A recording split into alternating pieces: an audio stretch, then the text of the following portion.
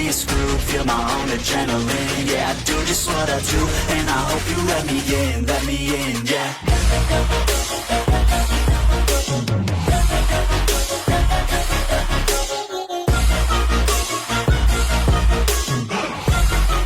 Hello and welcome back, fellow anime lovers, to Cypherfics. I am delighted to have you join us once again in the world of fanfiction and fantasy. This is the 6th part of, What If Issei, Rias Meet Doom. Special note, this fanfic is written and a masterpiece of Sir Yeetus Deletus on FANFICTIONnet. Do check and support the author too. Now smash the like, share and subscribe button for more. Also press the bell icon so that you never miss such great parts. Thanks for the introduction. Now let's dive into the world. Shitty, BSTRD. Fried Selzen cursed as his thoughts raced a mile a minute. A dozen emotions passed through him, anger and fear among them as he searched and searched for a way out of this situation. He conjured the many insane contingency plans he'd created over the years, the slippery ways in which he could escape the grasp of death. He was a predator, not prey to be hunted, and he refused to be off like a little beach. He continued to deny the reality of his condition, even as doubt pulsed in his mind, his body convulsing as he coughed, a thick glob of his own blood rising from his throat. Everything felt heavy, his limbs felt like they were made of lead, and his skull felt like it had been filled with tungsten. He tried to ignore the shadows that seemed to stretch over the peripheries of his vision. The burning, aching fire of agony in his chest did nothing to help. He would make it out of this. He would survive. He always did. There was nobody in this world that had more brushes with death than him, and yet, each and every time, he'd wiggled his way out of its fingers, surviving when many others would have perished. He would live, he told himself. His eyelids grew heavier, even as curse after curse flew from his lips like daggers. Oh, how he wished they were so. How he wished that the who stood before him would keel over and die from his venomous insults. How he wished that he could just think of a way out of this shitty situation. He grasped at straws, but his pockets were empty. Out of smoke bombs. Out of flash grenades. Out of teleportation crystals. Out of time. GRK, F. The spear in his chest went deeper, forcing a bitchy growl out of him. The pain wasn't pain. It was agony. Humiliation. He coughed again, red painting the armor of his tormentor. How could this have happened? He was so careful, so prepared to give this but a new home 6 feet under the ground. The mission was the simplest thing that he could have possibly ever done. Grab the blonde Italian beach and get the out. A week ago, it seemed to be the easiest mission he'd ever had the fortune to take. Even stomping the few cockroaches he saw in the basement would have been more of a challenge. But then, all of that changed when this showed up. Some silent chivalrous mofo with a FTSH for 11th century Templar Crusader armor came from SHT knows where and forced Fried back. At the time, Fried was furious, so angry that he went off to murder some shitty devils and handful of assholes who bumped into him while he was walking down the street. He plotted for a week, planned his revenge, and with glee, he found it. As much as he loathed to admit it, that but knight in glowing armor had matched his own skill. So Fried did him dirty. He lured the blonde beach and her SCRT into a warehouse with 5 stray devils. The plan was, the devils would distract the butt long enough for Fried to get one good slash in and cleave him in half before dealing with the devils and dragging Blondie back to base, kicking and screaming if he had to, maybe shut her up by shoving his strong PP down her throat if she got too annoying. But no. This took all of them in a 1v6 and obliterated them. Where the was that skill last week? The butt had played him like AF guitar. The spear lodged deeper, snapping Fried back to reality, eliciting a yell from him. That hurt. The pain was like nothing he'd ever felt before. Anger seized him. FDMN it. Fu, he roared uselessly. He couldn't handle this humiliation. He just couldn't. After everything he'd done to kill this son of a bitch, he would rather backflip into the mouth of an active volcano than endure this. If you're gonna do it, then do it UFPP. Do it. Do it. His vision split in half, his agonized yells dying in his throat, falling into a fleshy gurgle. The world went dark, and that was the eternal end of Fried Selzen. Asia Argento watched the lunatic's body fall with nothing more than a grimace.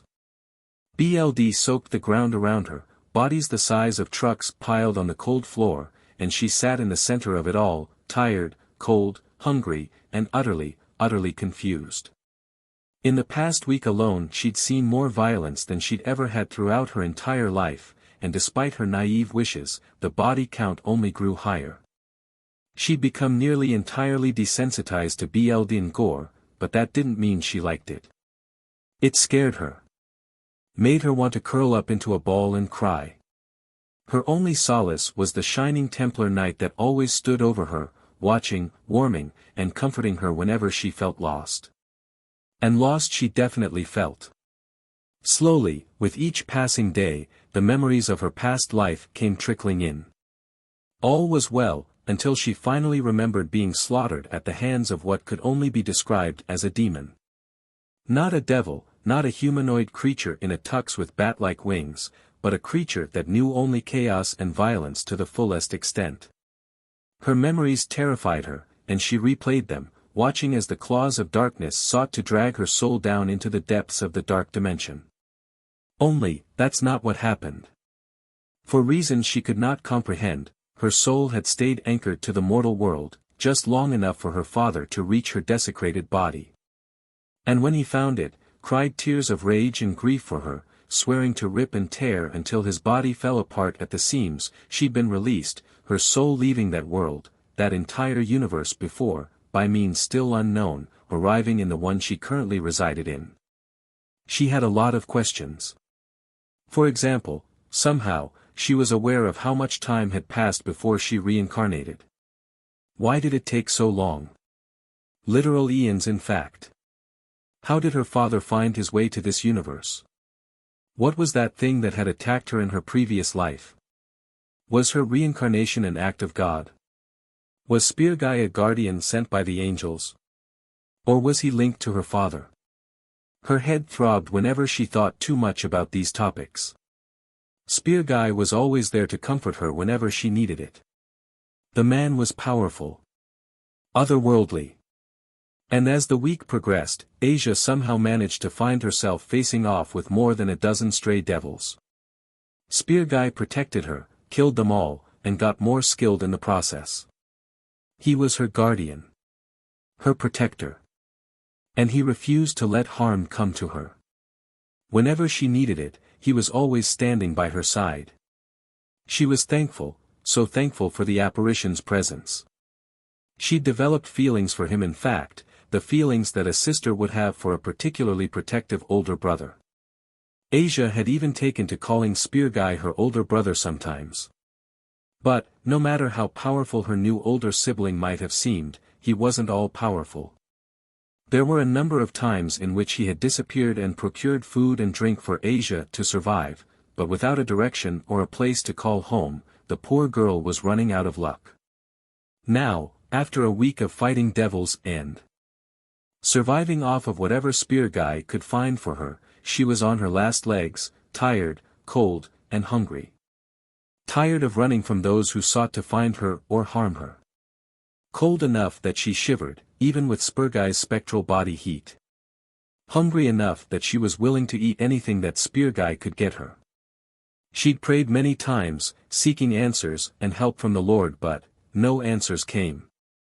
She didn't know why she kept praying anymore. When she recovered her memories, everything began to revolve around finding her father. Her faith had slipped. Now, her previous beliefs no longer mattered as much to her. What mattered most was finding father, so she could be loved again. It was all that mattered. The young maiden sneezed as the cold weather seeped into her skin. She felt the touch of warmth upon her back, and she smiled tiredly. She turned and met Spurguy's helmet. He hugged her. She hugged back. The warmth felt amazing against her skin. How she craved this affection with her father. A frown came upon her dirted face. How would she ever find her father? She had no direction, nowhere to start. In fact, she was barely surviving.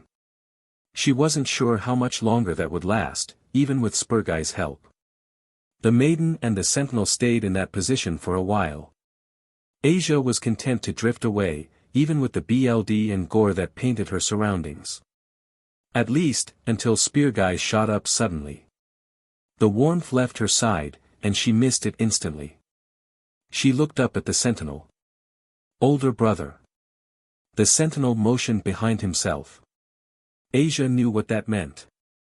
As quickly as she could, she stood and hid her petite frame behind that of her guardians, eyes wide in anticipation.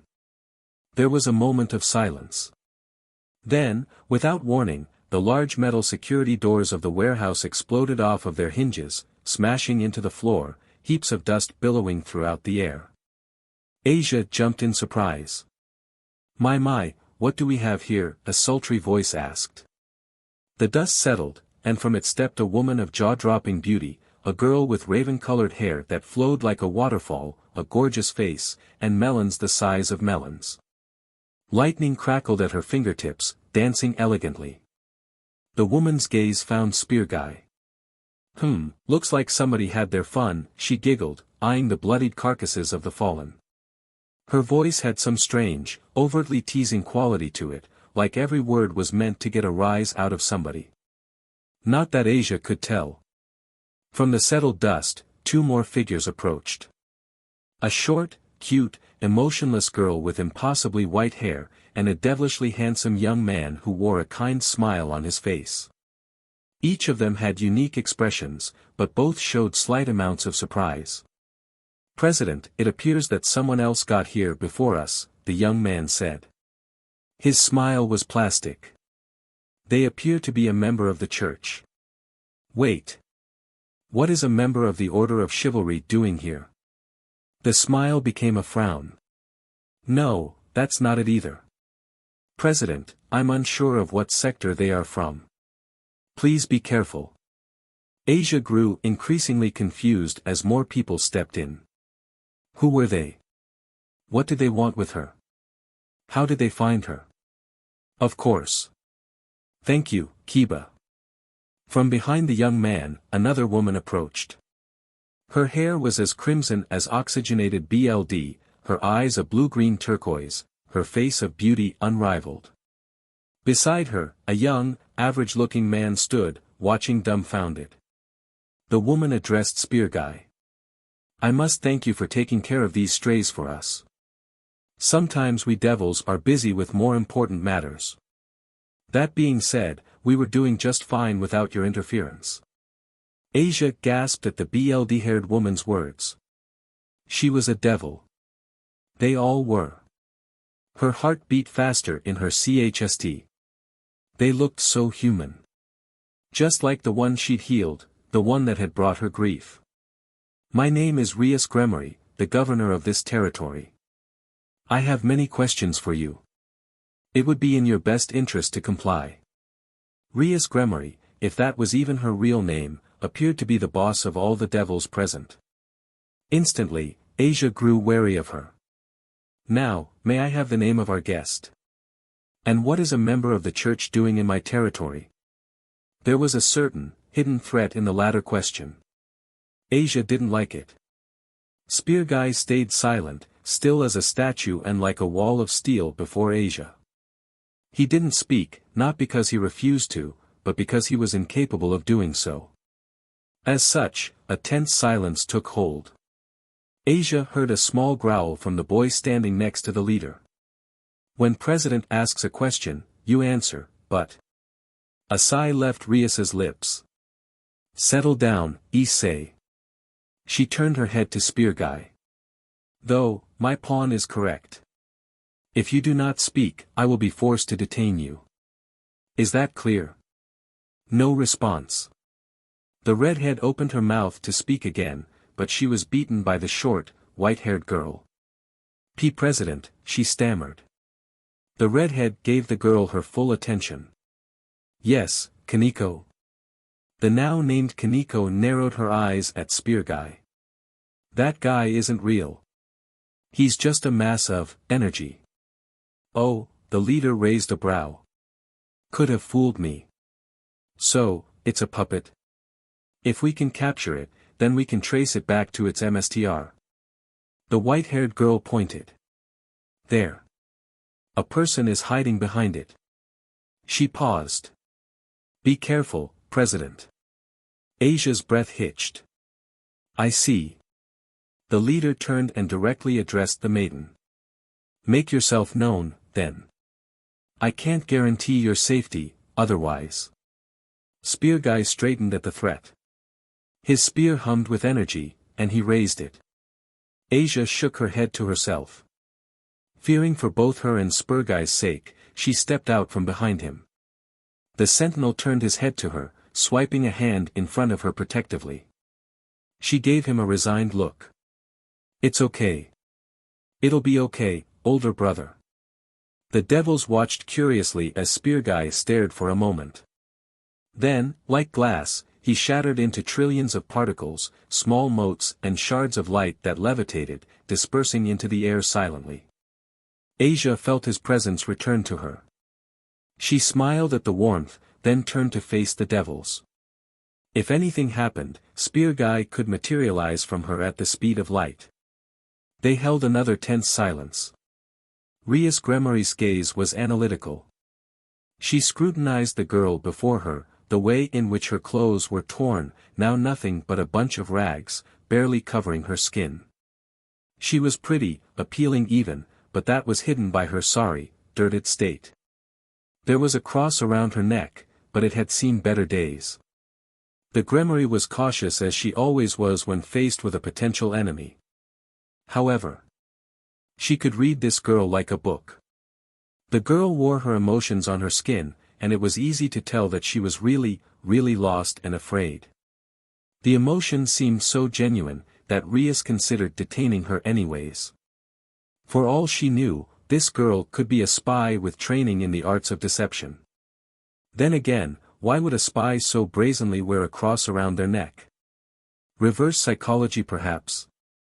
With a straight face, she analyzed the girl's surroundings. There were 5 dead stray devils surrounding her, and one half-bisected priest slumped against the wall. The gruesome injury made the heiress grimace, but she was used to seeing such violence. At first, Rias assumed that the priest had been with the girl, perhaps he had perished in whatever fight had gone down here. Stray devils were known for their violence after all. But after taking a look at the wounds on every one of the bodies, it became evident that all 6 corpses had been killed by the same weapon. Many of the wounds were cauterized puncture wounds. Rias looked back at the girl. It was that apparition, or avatar that was undoubtedly under this girl's control that had attacked and killed them, no doubt.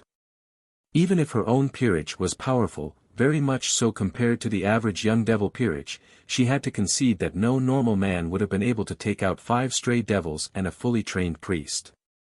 That alone made this girl a decent threat in Rias's territory. But there was more. Upon first seeing the man garbed in the armor of what appeared to be an 11th century Templar knight, though with much more advanced technology, Rias had gathered that he was a member of the church. Kiba's analysis had squashed that notion. After he'd mentioned that the Templar was not of any of the church's normal military sectors, Rias took a closer look, studying the intricacies of their armor. It was advanced, futuristic even, with a cross-shaped visor that shined a bright blue and armor that was not a simple steel. Rias realized that she had seen this exact suit of armor before, but she couldn't remember where. It had likely been in passing, and she almost wrote the whole thing off as irrelevant minute details, until she saw the small black runic symbol on the Templar's left breastplate. It resembled a sword being plunged into the depths of a valley. Immediately, Rias knew that the Templar had nothing to do with the church. Again, she couldn't recall what the symbol meant, or where she'd even seen it, but she knew it was not of the church. She asked the Templar what business they had in Kuo as a church member anyways, if only to keep up the illusion that she'd assumed they were a member of the church. Things changed again when Kaneko had called for her, not in the usual emotionless guise she kept, but with a stammer. That certainly caught her attention. Even more, the young Nekasha had warned her to be careful with a certain amount of worry in her voice. There were few things that could get Kaneko to break her mask: extremely powerful beings of incomprehensible strength, objects and beings of extreme malice, or objects with intense amounts of life or soul energy. Rias had deduced that the apparition must be the latter of three, considering that Kaneko outright revealed that the Templar was not more than a mass of energy. That deduction was certainly strange to her. She hadn't realized that the Templar was fake at all. That warranted even more caution, considering that it took one of great skill to create golems or puppets that could mimic actual living beings. When she finally decided to focus on the Templar's energy, she found it. She found what Kaneko feared. The mass of energy was incredibly dense. Rias could tell that just a single drop of the energy would annihilate a mid-class devil. What's more, it felt angry. That's when she truly began to worry. This being, this apparition, this puppet, was incredibly dangerous. A definite threat to her peerage, but not one that they couldn't deal with. The problem was, this puppet was just that. A puppet. Something that someone else of likely greater power created. Fortunately or unfortunately, Rias didn't have to look far. The MSTR was right there, a little girl, seemingly scared and alone, hungry, cold, and confused. Rias inwardly frowned. When the Templar shattered, she could feel its energy return to the girl, but it was dull. Invisible. It made her wonder. The girl absolutely had the power to survive in the human world. Dominated even. So, why didn't she use it to survive? A thought occurred to Rias. Maybe this girl's power had just been recently awakened. Maybe she had just gotten into the supernatural side of the world. If so, then she had tons of potential. The prospect of having such a powerful peerage member was certainly enticing. Rias looked at the girl again. There was an obvious fear in her eyes, but there was no recognition. Anyone worth their salt in the supernatural world should know Rias Gremmary's name. That wasn't arrogance or pride. It was a fact. She was the sister of one of the top 10 most powerful beings in the known universe, Surzex Lucifer. And yet, this girl looked at her like it was the first time she'd even seen a devil, let alone heard of her. Then again, that cross around her neck told a different story. Rias's eyes were drawn down to it. She could feel its influence, if only minutely.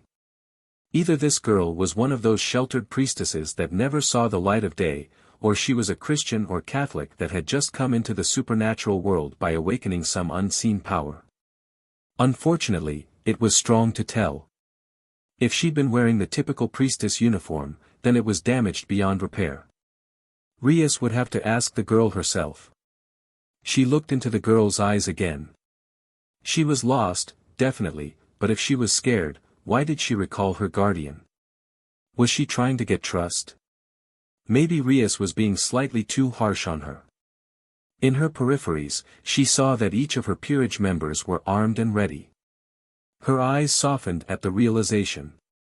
Issei, Kiba, Kaneko, search the area and the next few warehouses for any stragglers. Akino, keep an eye out in the skies for anyone that might try to escape, she ordered. They followed her orders without question, leaving her alone with the girl. Well, not really. Akino was still watching intently per Rias's unseen orders. Of course, she wanted it that way. To be a threat while seeming harmless at the same time. Instill confidence or trust in the potential enemy such that they let their guard down. The unknown girl across the room relaxed slightly as her peerage went off to do their tasks. That was good. Until Rias could decipher her intentions, she had to treat the girl with caution. It wasn't cruelty. It was for the better of herself and her peerage. Still, Rias decided to let up a bit. We won't hurt you, she said soothingly, eyes soft. What is your name? The girl looked off to the side, unsure. There was a moment of silence, then she replied. Asia. Asia Argento. Rias opened her mouth to speak again, but to her surprise, the girl spoke first. You Are you, a devil? Rias shut her mouth, then considered for a moment. She nodded her head. There was no point in hiding it, the girl, Asia, had heard her words earlier. Yes, we are. Her wings unfurled. Asia stared at them, slightly awed, but then her gaze fell to the floor. Rias's gaze followed the girl's. Her eyes landed on the severed leg of what could have been a giant spider. Realization dawned on her once more. I feel I should apologize for what happened here. I'm assuming that you must have had a run-in with some stray devils, she said. Please do not compare us with them. Stray devils like that only tarnish the reputation of us devils. I know. Again, Rias was surprised by the girl's answer. She paused. Rias watched as the girl's eyes began to glisten. Healed one. A normal one. He seemed so nice. She sniffed. I don't know what to do. Rias analyzed that statement. Healed one. Yes. A pair of rings appeared on Asia's fingers, glowing a faint green. A small, bittersweet smile touched her lips. It was a gift from God. Rias's eyes widened, and she ignored the small, sharp pain that flared in her skull. Asia had twilight healing. So she was a sacred gear user, and a powerful one at that. Rias had been looking for a dedicated healer for years. However, Asia also referred to her sacred gear as a gift from the biblical God. But, she also healed a devil. And on top of that, why was Asia being so open about everything? Ugh, this was getting too confusing even for Rias. It was especially difficult since she and her peerage were still reeling from that doomslayer debacle a week ago. She couldn't believe it. Someone like that returning from an intergalactic journey? She shook her head. Now wasn't the time. She decided to ask the question, the elephant in the room perhaps. What happened? Rias asked.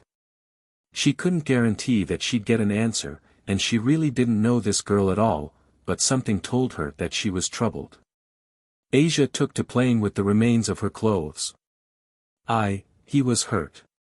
He looked so sad and in pain. I couldn't bear seeing him like that. I just wanted to help. So, I healed him, but he was a devil. I was excommunicated. Like a waterfall, tears began to stream from the girl's eyes. It hurt. So much. In an instant, Rias's gaze dropped, and any hostility she felt from before disappeared as she put the pieces together. Oh, you poor thing, she said. With little hesitation, she closed the gap between them, hugging Asia tightly, ignoring her cross entirely. The girl was surprised, but after a moment, she hugged Rias back.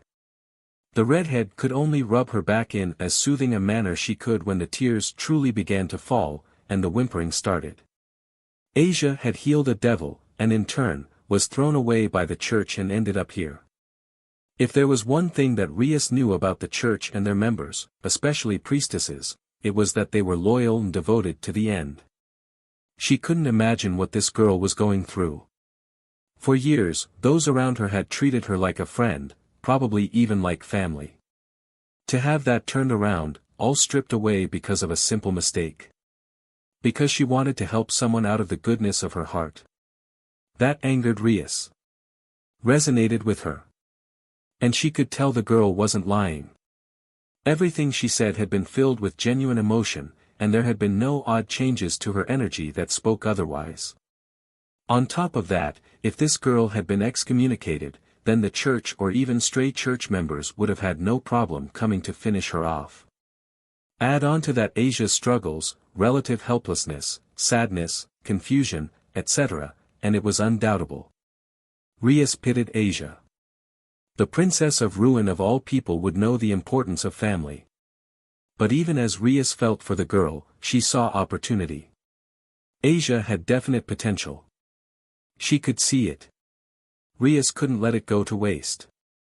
By the time Asia had finished spilling her emotions out, Rias's peerage had returned, much less tense, and much more patient.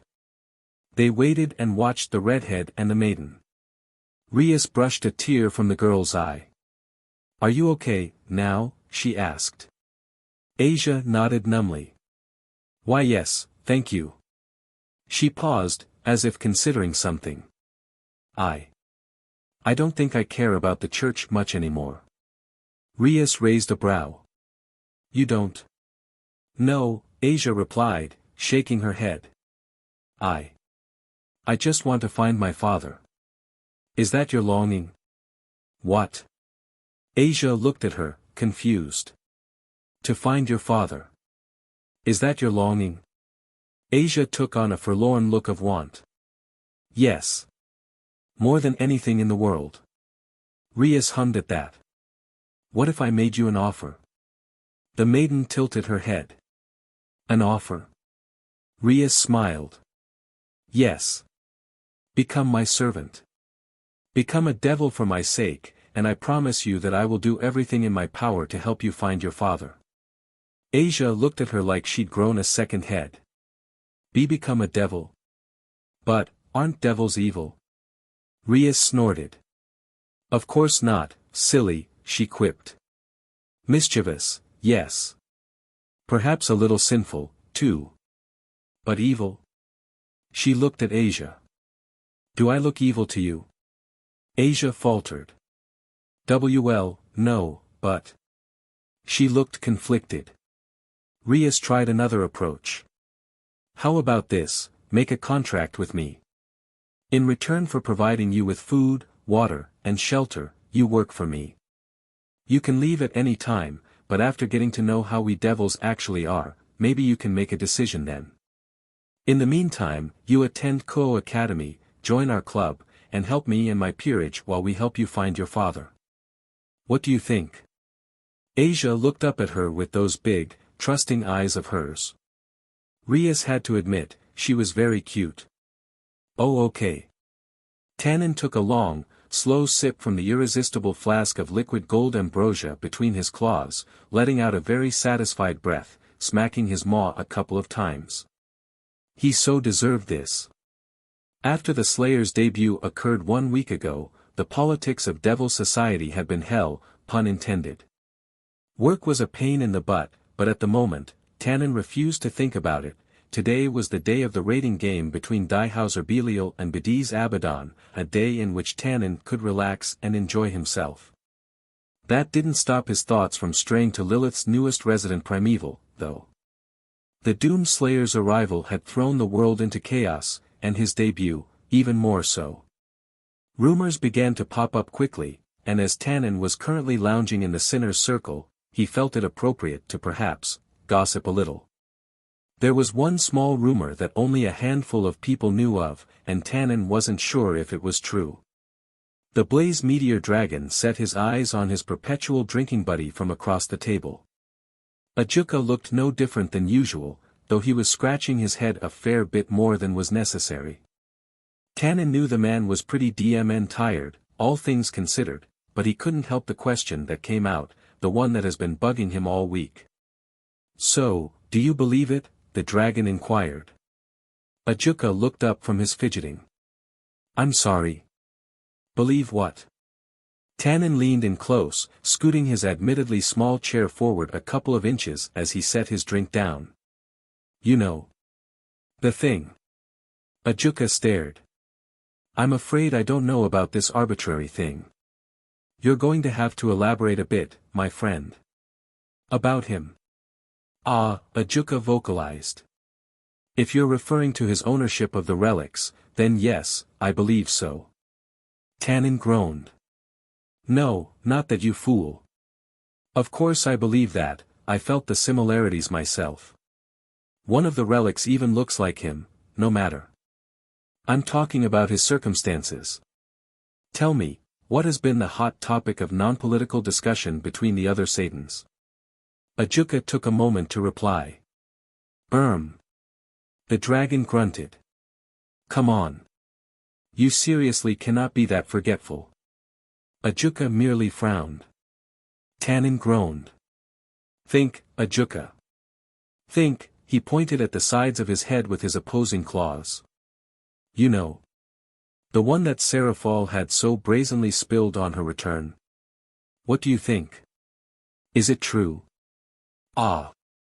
Ajuka realized. Are you perhaps referring to the Doomslayer's undisturbed chastity? The blaze meteor dragon hissed. Don't say his name so loudly. You know what happened last week. Ajuka shrugged. I don't know what you're so worried about. He will be meeting us here very soon anyways. He looked down at the table, as if peering at a watch that only he could see. Speaking of which, he's cutting it close. Well, still. With the political state of things, it is good to be caught, you know what? Never mind that. Do you think it is true, or not? The Satan hummed thoughtfully. I do believe so, yes. After all, a succubus's instincts can't lie, and according to Seraphol, they flock to him like moths to a flame. He stared at his half-full bottle of 100% undistilled ethanol. I do hope this doesn't cause any more problems. I've had my fair share of politics for the year. Tannen crossed his arms. I can agree with you on that, friend. He closed his eyes languidly. It was only a matter of time before he would have to deal with the secret of the true ownership of the relics of doom getting out. Adding on to that, a second great war headed by succubi would give him a heart attack. The dragon's eyes snapped open when he heard the muffled cacophony of what could only be described as the shrill, harrowing screams of a little girl coming from down the street outside of the tavern. He and Ajuka looked at one another. Did you hear? Tannen was cut off when he was slammed by a familiar, invisible force of unseeing rage. He recovered quickly, but not before the loud thump of something crashing against the tavern window met his ears, causing it to crack and nearly shatter. Both he and the Satan snapped their gazes to it. Their attention was immediately snagged by the splattering of crimson red against a large web of cracks on the glass. What appeared to be chunks of flesh were smeared across it, most apparent being the remains of someone's colon, torn in half at the transverse colon. Alarmed, both devils stood quickly as shocked patrons of the sinner's circle stared in horror. Though they couldn't see what was going on, their eyes were met with a bright flash of yellow light and a reverberating boom that shook the tavern slightly. There was another incomprehensible scream, likely for help, then the sound was cut off by a bang, replaced by a worryingly loud gurgling. The silhouette of what appeared to be a headless cadaver slumped against the cracked tavern window. Before Ajuka or Tannen could investigate, the tavern entrance burst open. Like the god of doom that he was, in the doomslayer strode, the praetor suit drenched in BLD, the closing riffs of meat hook rumbling from it. In one hand, the primeval held the illustrious super shotgun, its barrels shining with majesty and its meat hook slathered in gore. In the other, he held the severed head of a hooded devil, their visage pale and their mouth open in an immortalized scream of fear, the bloodied remains of their spinal cord dangling loosely from under the nape. The slayer's gaze found the Satan and the dragon. He regarded them by tossing the severed head upon the table, BLD splattering atop it. There was an unusual, tense silence for a moment as the slayer's rage left him and his aura receded. Once the patrons of the bar regained motor control, chaos erupted. Devils screamed and yelled, pushing and shoving each other, rushing for the exits that weren't blocked by the slayer. Against the tavern owner's wishes, more windows were shattered as people jumped through them head first, then flew off into the distance. All that remained after the last fearful patron left was a shocked Tannen, an exasperated Ajuka, an indifferent doomslayer, and the tavern owner, who cowered in the corner. The slayer looked between the two devils, approaching them with as much nonchalance as a BLD-fueled murder machine could, meat hook fading away. Tannen was gaping at him, but Ajuka was studying the head on the table. A baffled, "You," was all that Tannen could muster. Ajuka, on the other hand. You're just on time." Tannen opened his mouth to comment on Ajuka's casual greeting, but the Satan stopped him without turning his head, raising a placating hand. "No need to worry, Tannen," he said. "Take a look." The dragon complied wordlessly. His eyes widened slightly when he studied the face of the Slayer's victim. Ajuka regarded the Slayer with a raised brow. "I'm assuming you want his identity?" The Slayer gave a slow nod. "I see." Ajuka pursed his lips. SS Class Stray Devil and Ultimate Class Assassin, the Eviscerator. He was known for, well, his title speaks for itself. He frowned. For someone to hire such scum. Someone really has it out for you, Slayer. I am unaware of a devil who would send such a menace to kill you. The Hellwalker grunted, fists clenched. That was the third assassination attempt this week. He'd seen all of them coming from a mile away.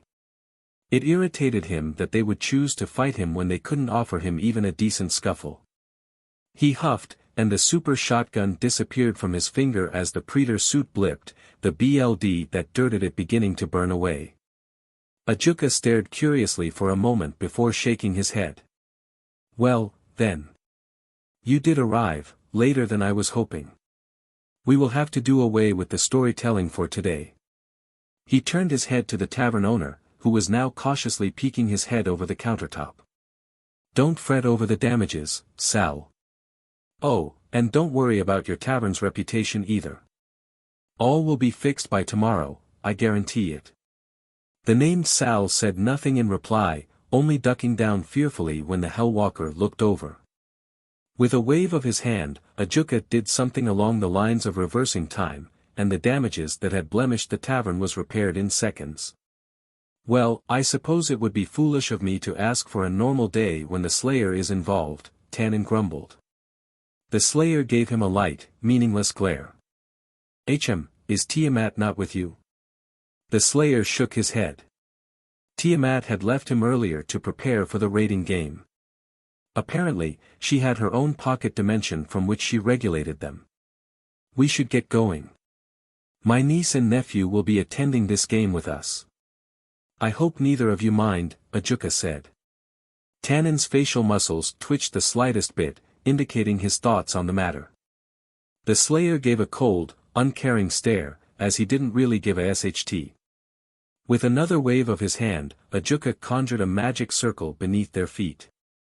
"Slayer, I will need your permission to teleport you." The Slayer tilted his head.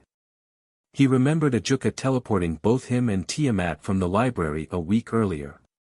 Why was this any different? Ajuka misinterpreted the question. "Giving your permission only requires a thought. That is all," he explained needlessly. The Hellwalker inwardly shrugged, then complied. A moment later, the world twisted. When the Slayer's vision restored itself, he found himself on one side of a large, well-lit rectangular room. It was more like a glass box, really. 3 of the walls were actually large viewing windows that overlooked a massive arena, and the 4th wall, facing away from the arena, was made of a solid rock. The floor and ceiling was composed of a similar rock.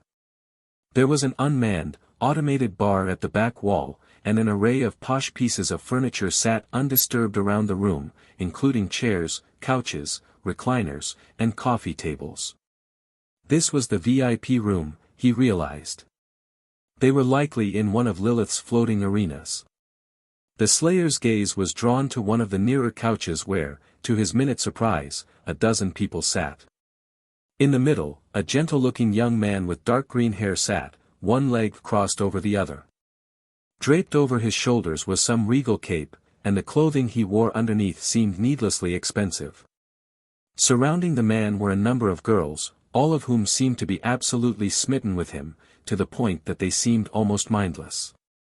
They coddled and touched him, desiring his attention more than their own well-being, at least, that's what the Slayer saw. The young man gave him a vibe that made him want to punch something, but he Wasn't yet sure why. On the opposite side of the room, sitting as far away as possible from what was probably a polyamorous relationship, two young women sat. One was an appealing, well-endowed girl with almond eyes and long blonde hair that was tinged blue at the tips. She dressed like that of a noble and held an elegant folding fan. Sat beside her was a much more petite girl with silver hair in a side-up swept hairstyle. She wore a noble-looking school uniform of all things. The Slayer regarded them with little interest. He and Tannen took to following a Juka who, much to the Slayer's displeasure, led them to the HRM couch. The moment the devils caught sight of him, every one of them visibly reacted, whether they flinched or jumped in their seats. Again, to his surprise, there was no screaming, yelling, or swearing, just some unpleasant whispers that he was easily able to catch. He ignored it all, staring at Ajuka. The Satan dramatically cleared his throat before facing him. Better to trade pleasantries now rather than later, yes. The Slayer didn't respond in any visible way. Right. This is my nephew, Diodora Astaroth. There was a notable flatness, an impassiveness to his tone. Despite the whispered curses under the breaths of the many girls, the boy, Diodora extended a hand and gave a kind smile. Greetings. I am Diodora Astaroth. You must be the one they call the Doomslayer, correct? The Slayer stared at the offered hand, his brows furrowing into a steady, unimpressed glare. He could feel the malice in this boy's closed eyes. Diodora's mask of amiability was well built, the Slayer would admit, but really? It wasn't that strong to see the prejudice underneath. The HRM of near-mindless drones didn't help Diodora's case. Slowly, the Slayer turned his head from the boy to Ajuka. The Satan had a look of resignation about him. The Hellwalker huffed, then brushed past the offered hand, barely catching the look of disgust on the boy's face. Humph, brute, a girl whispered. Nothing but an animalistic beast. He doesn't deserve your attention, MSTR, another said. You'll protect us if he breaks from his cage, right? Diodora smiled. Of course. I wouldn't let anyone touch my precious possessions. There was a chorus of giggles. The Slayer ignored them. He didn't come here to meet new people or to partake in whatever fuckfest they were having. He wasn't even aware of who would be attending this SHT.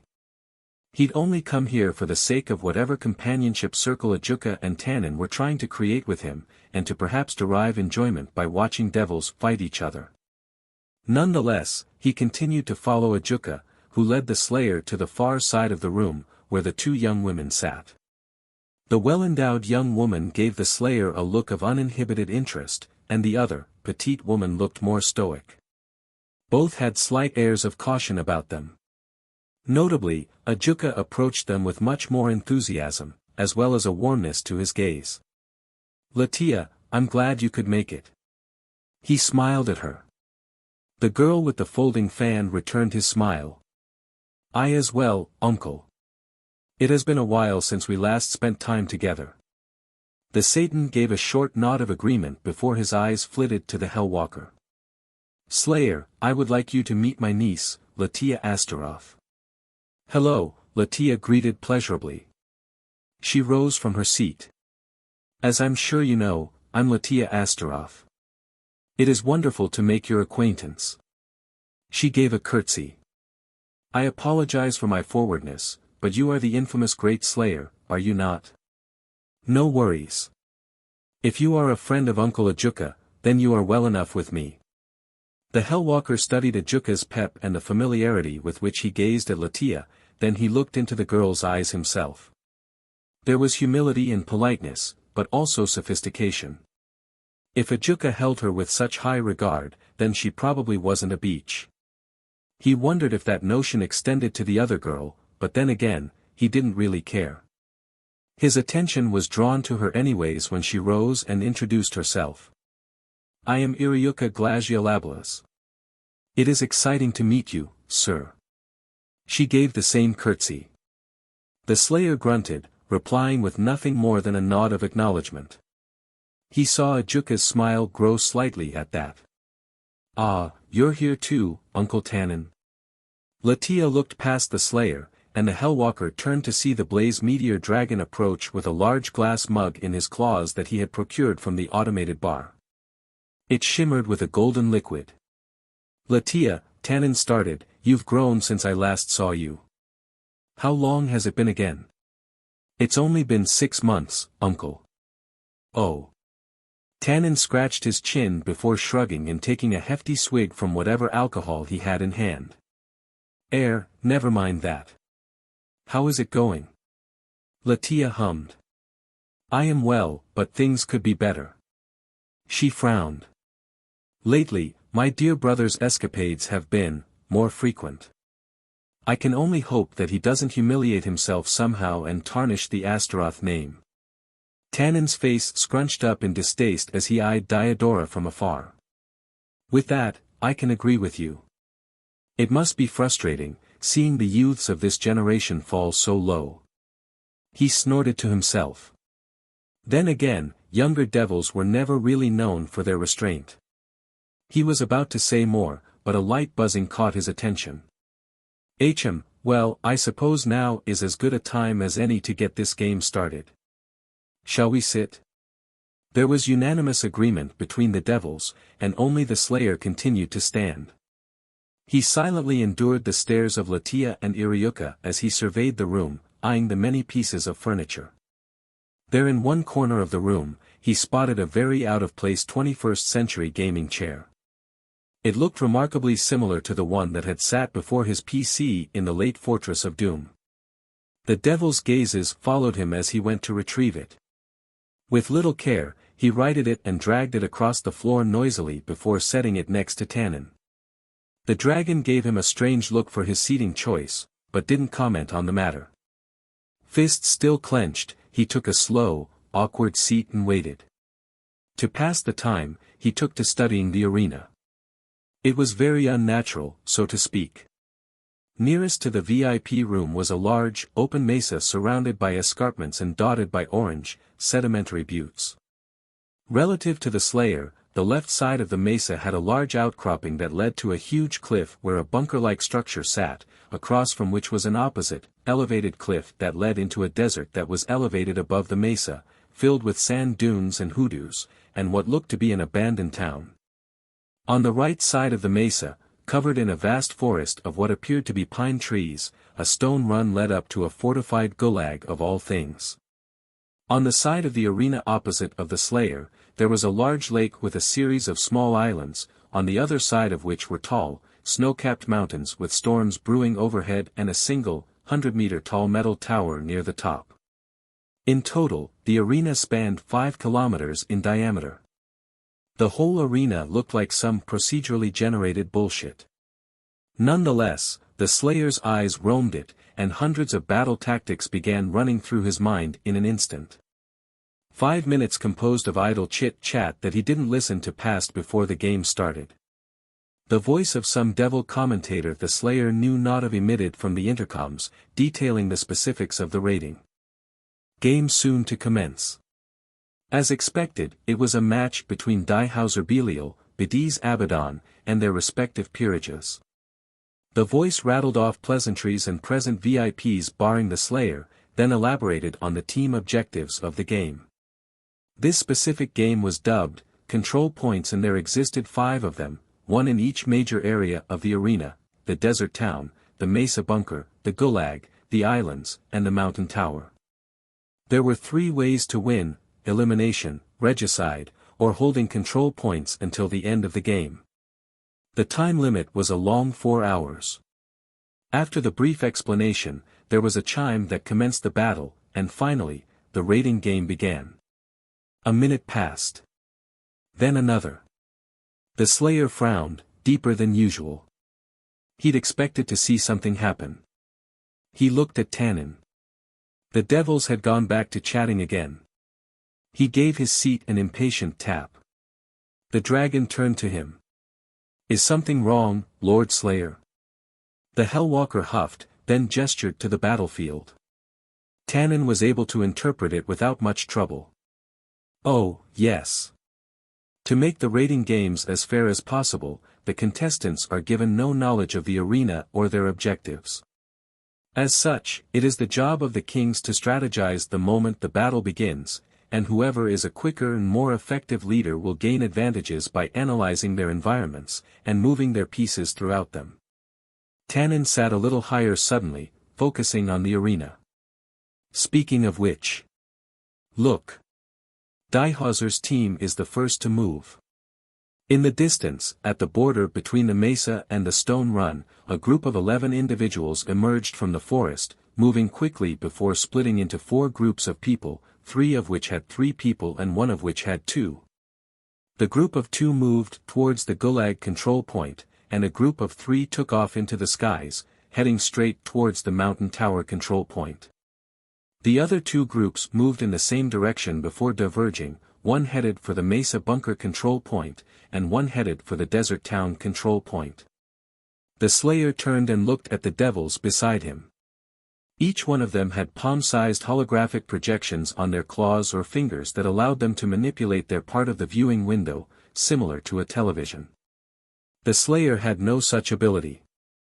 With a short huff of annoyance, he enabled the Predator suit's zoom function and took a closer look at the battle. Before coming here, he had taken a peek at the roster and memorized each individual and their evil pieces. Apparently, the pieces granted different powers depending on the piece. The Slayer was interested in seeing Dihauser's tactical decision-making, as the man had been described as a combat genius. The Hellwalker would see for himself if that was true. He eyed the group of 3 headed for the mountain first. It held Dihauser's queen and his bishops, the magic casters of the group. He wondered for a moment why such a relatively powerful force would be sent all the way out there to hold a tactically terrible point considering Dihauser's spawn point. He took a closer look and saw that the group was actually heading for the clouds above the mountain. Interesting. The Slayer was aware of the capabilities of devil magic. Were they perhaps moving to manipulate the storm? Time would tell. He turned his attention to the group of 2, a rook and a pawn worth 2 pieces. The Slayer was able to deduce their intent quickly. Since Dihauser's team had spawned nearest to the Mesa Bunker and Gulag control points, it was likely that Bediz would spawn across the arena, totally opposite from the Gulag and near the islands. Considering its presumed distance from Bediz, the Gulag required the lightest defense. It wouldn't be strategic for Bediz to waste time getting through enemy lines to reach it. The Hellwalker looked at the team headed for the Desert Town control point. The group was composed of a knight, a rook, and a pawn. It was a powerful group, considering that the pawn was worth 3 pieces. They were a good frontline, but against the power of a queen. Or even a couple of distant bishops. The Slayer frowned as he looked towards the final group, a knight, a pawn, and Dihauser himself. It took another moment before the full picture became clear.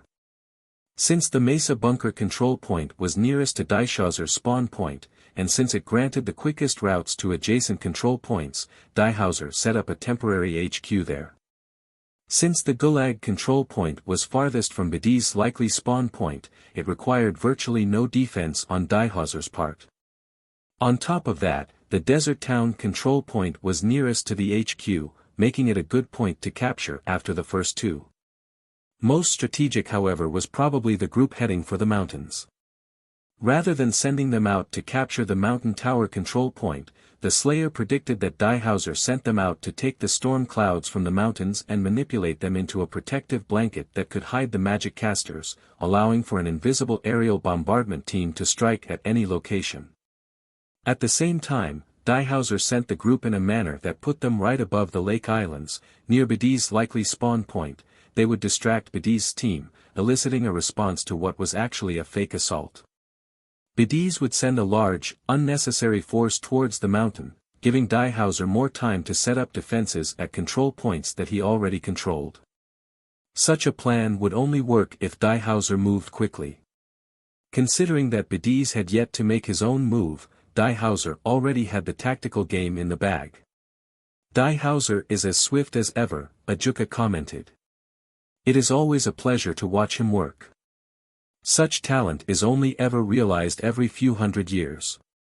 Indeed, Tannen agreed.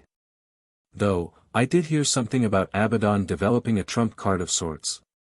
Perhaps this game will be different from all of the others. He was gloating about it a week ago, I do recall, Ajuka said. He suddenly had a thought, then he turned to face his niece. Latia, I expect that you'll be taking notes. It isn't very often that the top 5 rating game champions find time to clash. Of course, Uncle, Latia replied. She already had a notepad hovering next to her. I will be studying intently. The Slayer's attention was drawn to the islands, where Dihauser's magic group was soon to pass over. From a small forest near the islands, 14 figures emerged. They began immediately attacking Dihauser's magic group, but they were much too far to do anything significant. Dihauser's queen and bishops weaved back and forth in the air as beams and blasts of magic and energy careened past them at hypersonic speeds. Like flak munitions, the projectiles detonated high in the sky in spectacular elemental explosions, though most, if not all of them missed their targets. A minute passed, and just as the Slayer had predicted, a larger-than-necessary force headed off towards the mountains. Suddenly, Bidis' queen soared into the sky, charging an attack. Energy gathered in a magical circle at her fingertips, and with what looked like a scream of effort, she moved her hand high, releasing a purple-colored blast into the sky. It homed in on Dihauser's queen, who turned around at the last moment. In the next instant, a microsecond before the blast hit, the Slayer caught a sheen of yellow, a shield. Then, the blast detonated. Anyone who happened to be looking at the scene found their visions filled with white. It took the spectators a few moments to realize that Bidis' queen had launched the equivalent of a small nuclear bomb. Though others might have wondered what had happened, those like the Slayer, Tannen, and Ajuka had been easily able to see what had occurred. Latia and Iriuka on the other hand were openly gaping at the display, strangled sounds coming from their throats. Such power! Latia breathed. Ajuka chuckled. I would recommend that you get accustomed to such displays, Latia. Ultimate class devils toy with such abilities casually. I see, Latia acknowledged. Tannen hummed as he gazed at the mushroom cloud that began to form. Not so wise of Abaddon's queen to use such an attack. The light, debris, and energy from that blast only conceals the movements of Dihauser's team better. She should have known that the queen of the number 1 rating game champion would be able to block it. She blocked it. Latia inquired, shocked. Iriuka was in a similar state of disbelief. Of course. Latia turned her head and met her brother's stare of mild contempt. Any pure-blooded devil worthy of their title would be capable of something so simple. Latia's eyes narrowed slightly, but she bit down on her longing to fire back at Diodora. Beside her, Iriuka gave a brief head shake. They focused back on the game, intent on learning something. As the rating game progressed, the intensity of the battle ramped up immensely. After securing the storm clouds, Dihauser had a massive advantage. Any devil that tried to approach the cloud was struck by energy-sensing magic lightning. As such, Bidis' team was pressed to take cover, lest they be bombarded by Dihauser's queen and bishops. 1 hour passed in a blur, and by then, Dihauser held 3 control points while Bidis held only 2, the Lake Islands and the Mountain Tower. Without taking out Dihauser's queen and bishops, Bidis wouldn't be able to press the offensive, he had already lost 4 pawns to them. So, in a rather impressive display, Bidis managed to calculate and determine the enemy queens and bishops' flight patterns. To counterattack, he allowed his queen and bishops to detonate several miniature magic WMDs along the border of the mountains. The insane heat from the blasts created mushroom clouds that drew in cooler air, eventually taking a good portion of the storm cloud with it, revealing Dihauser's pieces. A massive magical dogfight of sorts broke out, ending in mutual destruction.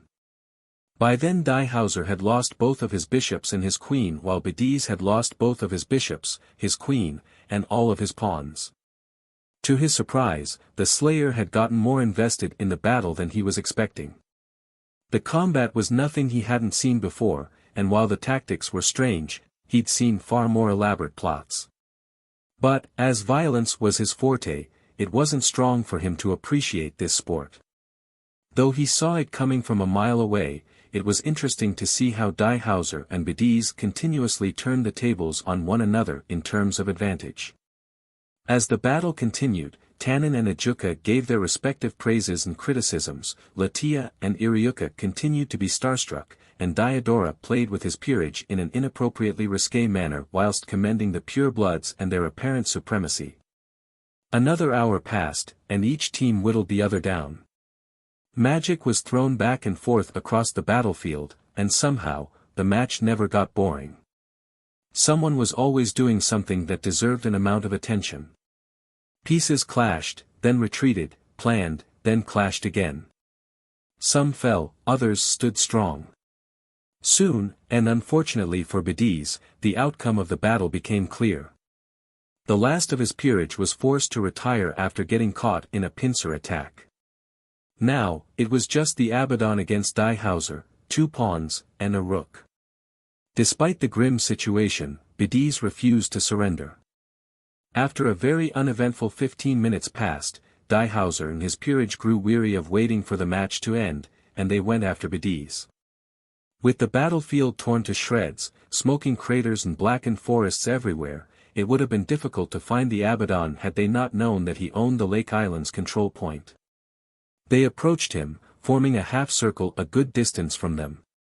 Another match taken by the Emperor, Ajuka quipped. Tannen said nothing, only taking a sip from what must have been his 30th drink.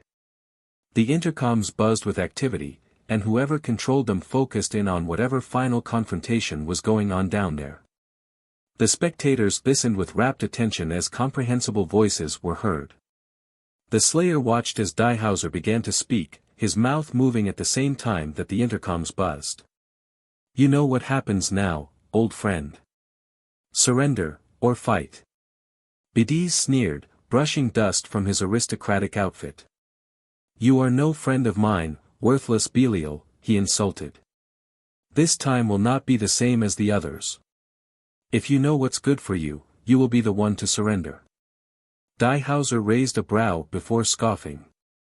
"Have it your way, then." Then, they clashed. It instantly became clear who would win.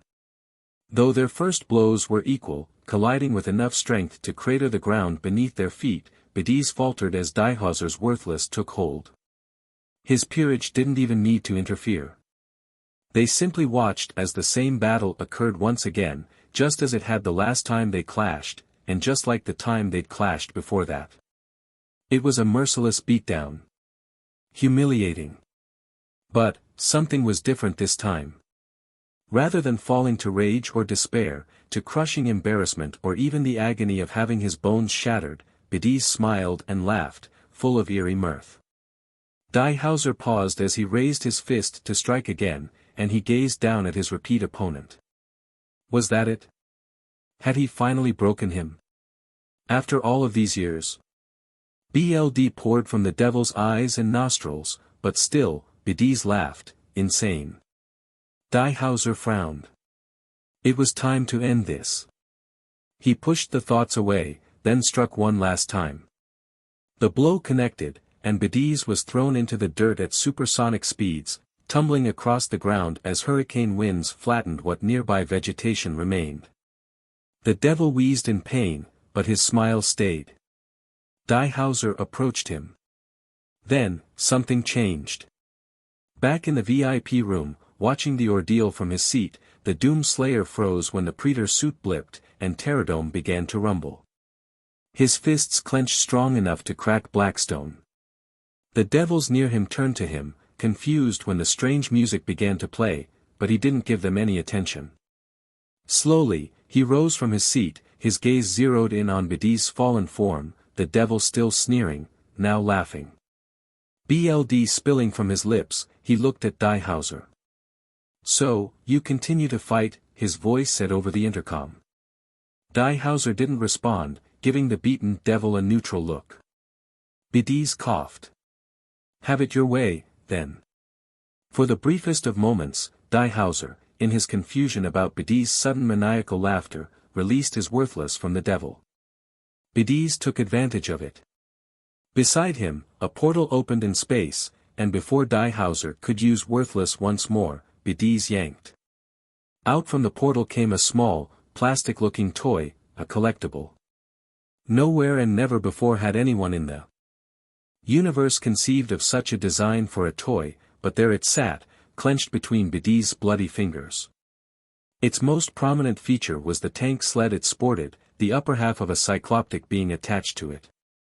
As fast as lightning, Tannen and Najuka stood. Bidis' laughter went from maniacal to evil in an instant. "Goodbye, old friend," he finished mockingly. The collectible glowed for a moment, arcs of red dancing across it. Then, there was argent. In front of Bidis, a swirling mass of argent energy coalesced. Ajuka audibly gasped. Tannen's eyes widened.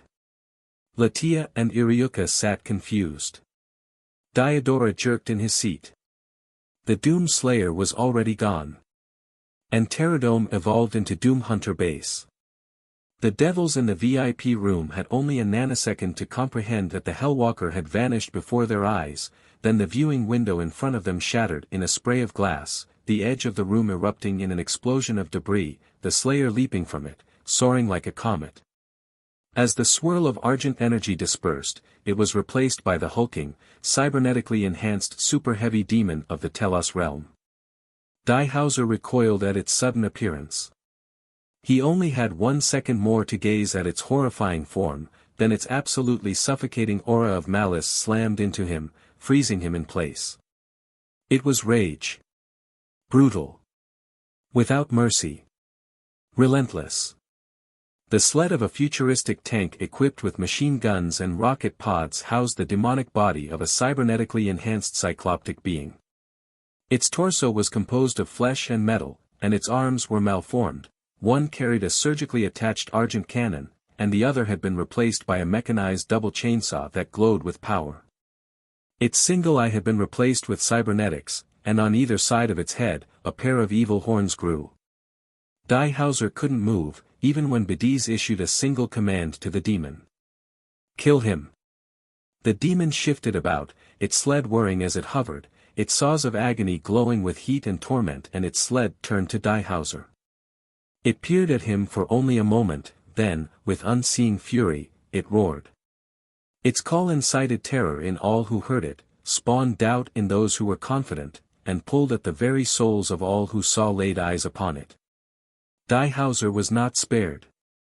For the first time in years the devil was frozen in shock and instinctual fear. He could do nothing but watch as the weapons of argent torment hummed. His eyes only had enough time to widen a micrometer when hundreds of argent rockets appeared and blotted out the sky, thousands of argent bullets soaring at him faster than he could even see. He attempted to close his eyes, but even then, he wouldn't have been fast enough. Instinct told him that he should have died then and there, but in the next moment, when he found himself very much alive, and when he heard a hum indicative of energy, he opened his eyes. A man in green plate stood before him, and in his gauntlets he wielded a chain gun, an energy shield guarding him and Dihauser. The devil gaped. The Doomslayer glared with more hatred than he'd ever felt since arriving on this world. With the power of a primeval, the energy of the stars and beyond, his divine aura flared. The energy shield dropped, and the demon set its sights on him. His BLD boiled as it jerked, recognizing him. Then, 2 words reverberated throughout the arena, throughout the intercoms, throughout Lilith, and to every devil, every spy, every being that happened to be watching the raiding game at that time.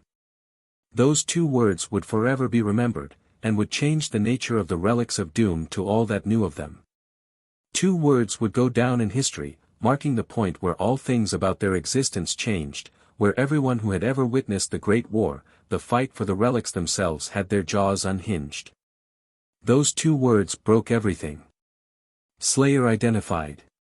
And Doom Hunter base evolved into the Doom Hunter.